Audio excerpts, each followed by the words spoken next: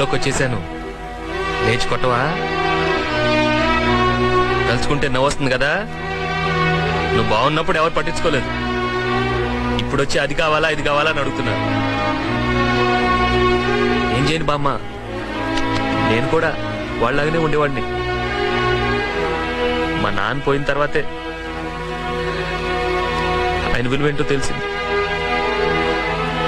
మిగతా వాళ్ళ గురించి నాకు తెలియదు. నువ్వు నాకు బాగా నచ్చావు, నిజం.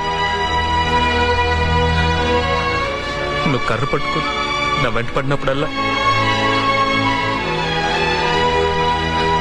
నాకు మా నాన్నే గుర్తొచ్చావు. నేను ప్రతి సంవత్సరం సెలవులకు ఇక్కడికే వస్తాను.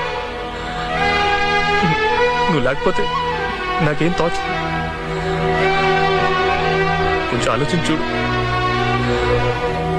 ఆ తర్వాత నీ ఇష్టం.